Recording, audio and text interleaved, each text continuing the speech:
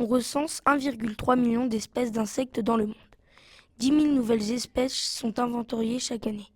Une telle prouesse est possible grâce au travail des entomologistes, parmi lesquels Alessandro Mocchi, le grand-père d'un camarade. Un entomologiste est un scientifique professionnel ou amateur qui étudie les insectes, le groupe d'animaux le plus vaste sur Terre.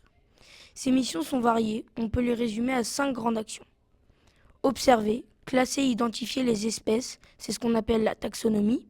Étudier leur comportement, comprendre leur rôle écologique. Et enfin, les entomologistes constituent les collections scientifiques de spécimens qui sont conservés, classés et exposés dans les muséums d'histoire naturelle. Étant donné la très grande diversité des insectes, beaucoup d'entomologistes sont spécialisés dans un ordre ou une famille d'insectes.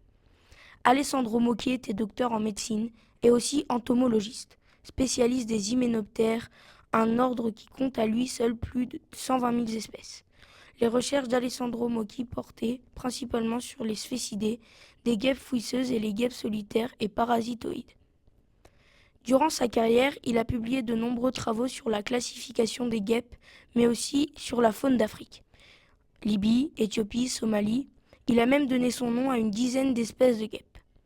Il n'était pas seulement un théoricien, il participait à des missions scientifiques en Afrique, collectait lui-même des spécimens, ce qui lui permettait d'étudier les insectes provenant de ces différentes expéditions. C'est typique des entomologistes de son époque. Ils étaient à la fois explorateurs, collecteurs et taxonomistes. Chaque spécimen collecté est une pièce d'un puzzle immense qui permet de comprendre la diversité du vivant.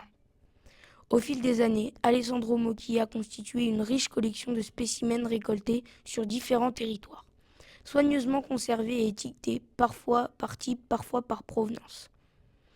À sa mort en 1995 en Zambie, conserver ces collections était une priorité.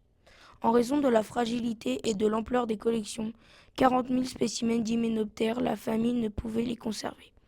Elles ont été cédées au musée de Turin qui dispose d'une grosse section consacrée à l'entomologie. À l'époque, il s'agissait d'un des rares musées à avoir des chambres frigorifiques adaptées à la conservation.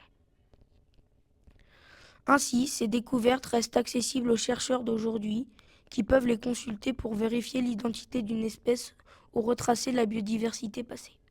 Alessandro Mocchi fait partie de ces scientifiques essentiels qui, patiemment, ont contribué à révéler la richesse du monde vivant. Une mission à laquelle s'astreignent aujourd'hui les élèves du collège François Perron qui identifient la biodiversité locale au travers de nombreux protocoles de sciences participatives.